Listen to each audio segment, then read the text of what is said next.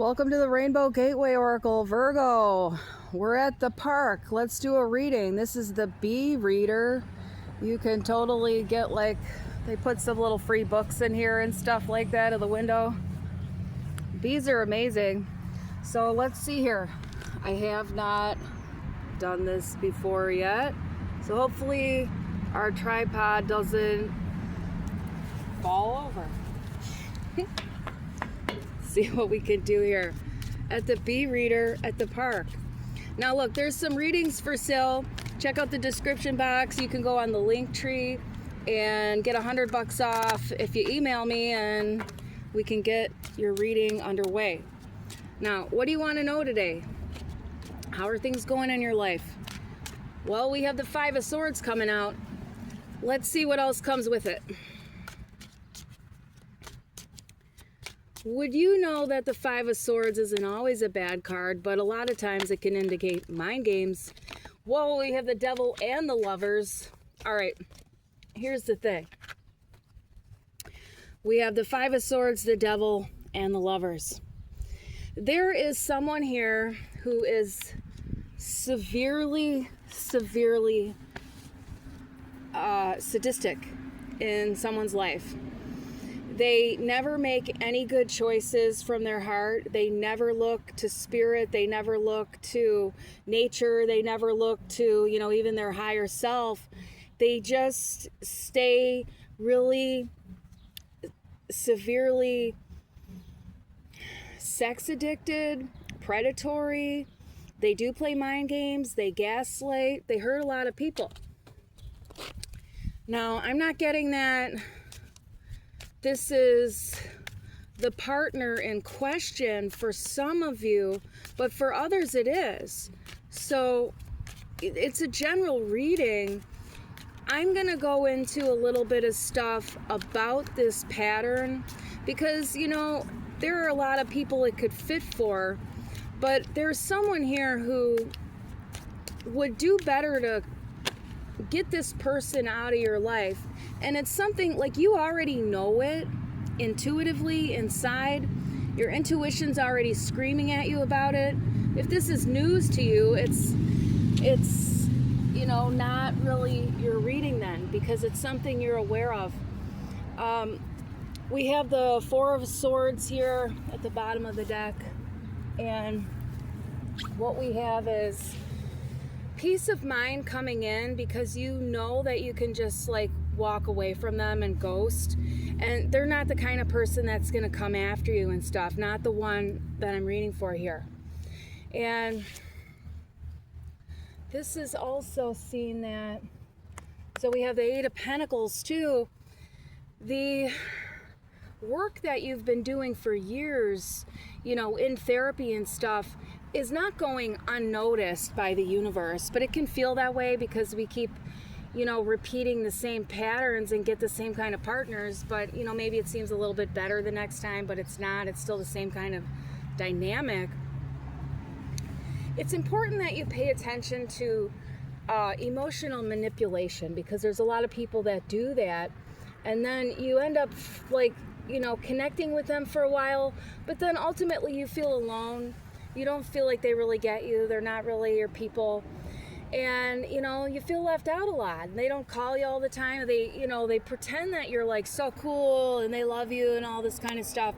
But it's really bullshit. And they just say whatever they say in the moment to get you to like them. And they don't really give two fucks about you. And that's, what I'm hearing. That's someone's vocabulary, not necessarily always mine now.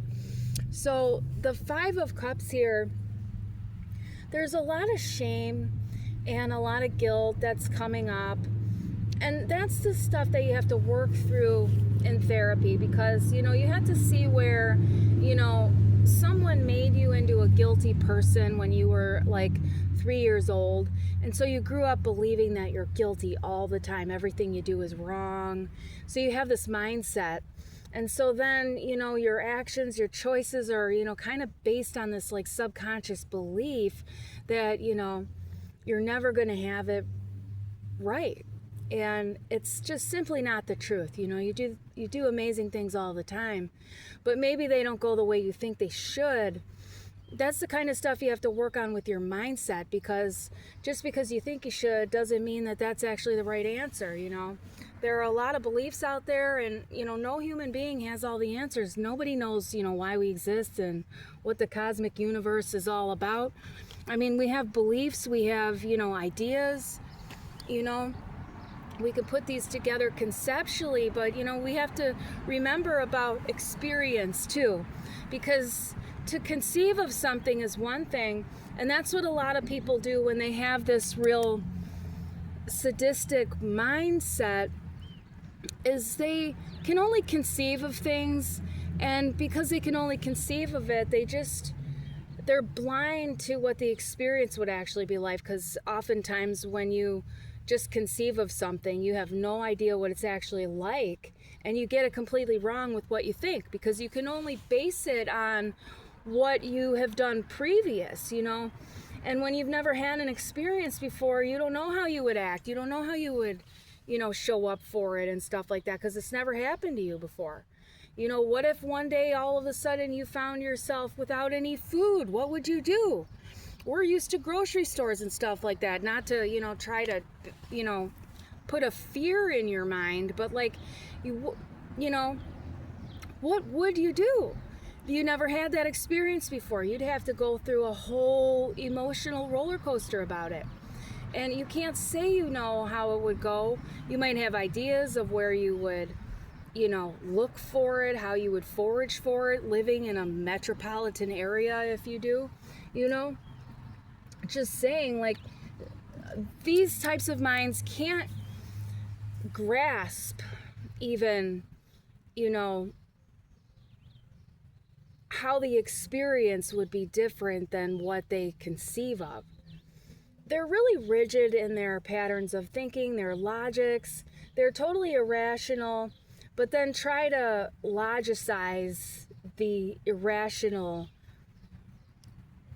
stuff. And that's what they're doing when they gaslight. They just really get in there, they spin you around, they'll deny everything. They'll deny facts right as it's happening, They'll deny that the sun rises every day if it would get them out of trouble. And this is the kind of thing, there are a lot of people who get sucked into these kind of dynamics because they're so charming. They're charming people, they have charisma, maybe, they have wealth in some kind of way, or whatever they have going for them. It seems cool, or they seem fun, life of the party. But behind closed doors, they're cold, calculated, cruel, wrathful, and you don't want this kind of person in your life. And intuitively that they're psychologically predatory and emotionally abusive.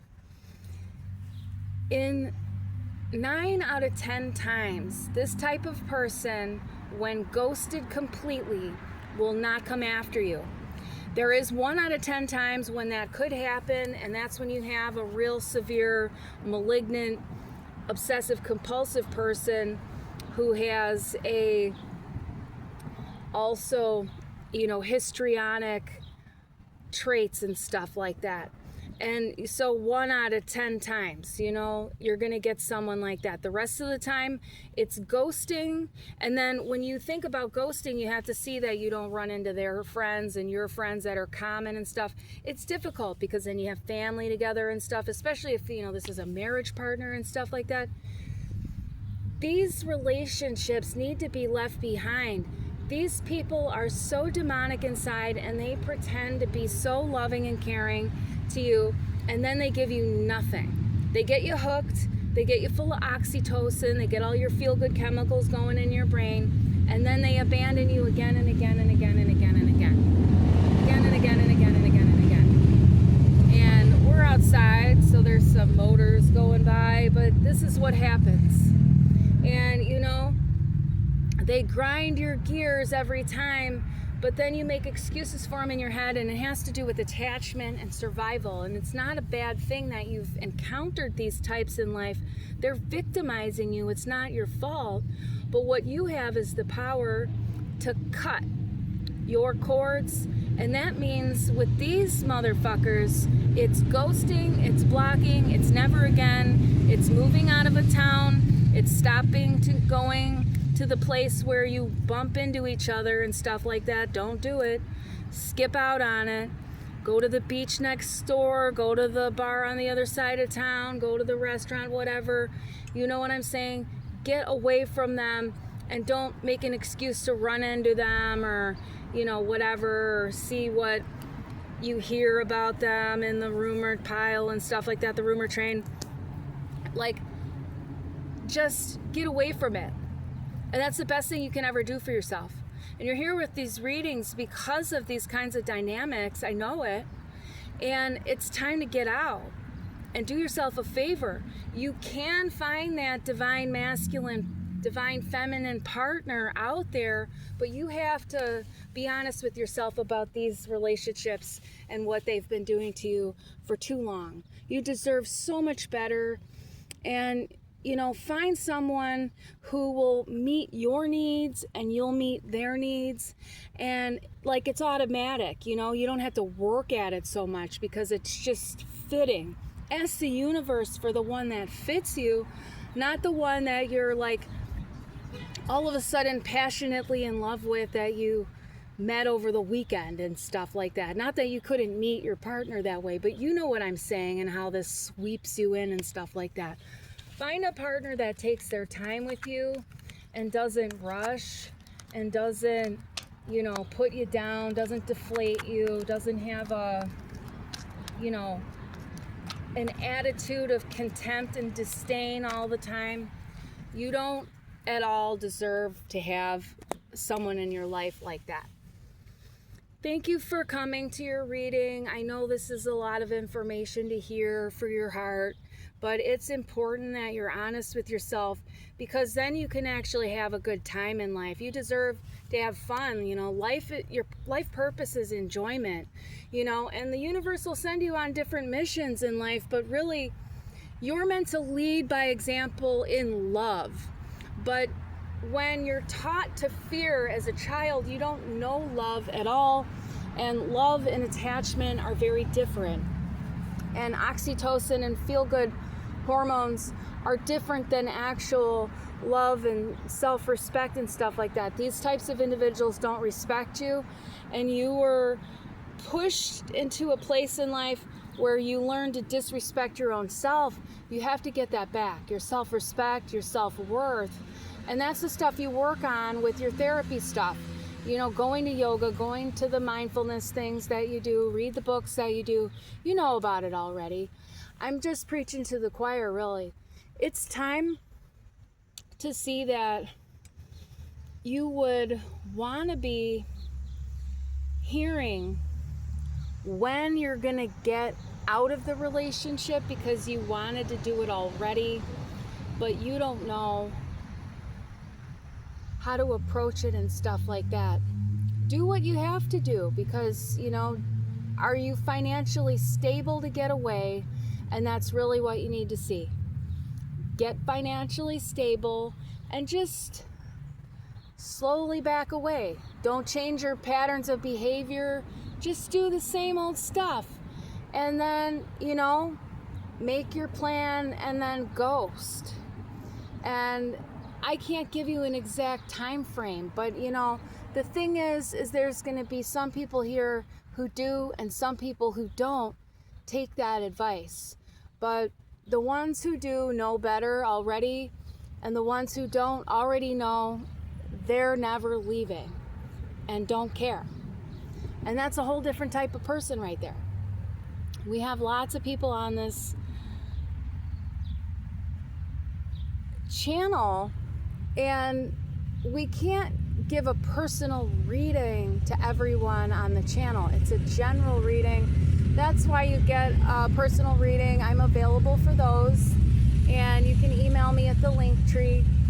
I know you want to hear something like very specific to you right now, and I just can't give that because there's too many people watching, and we're not doing personal stuff on the general reads. That's why When the subscriptions get going, there will be a much smaller community, and then it would be more personal because there would be, you know, a smaller community of people that I'm speaking to. But, you know, in general, you know, the readings are meant to help multiple people, and it's not so one to one to all of your personal story and everything like that.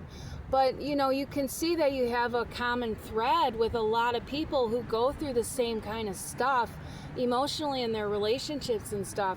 You know, people come out there with the relationships that look real fake and stuff to some of us, but, you know, like the relationship is fake, but they come out and make it look like it's so perfect and stuff like that. So you compare yourself to others. Don't do that.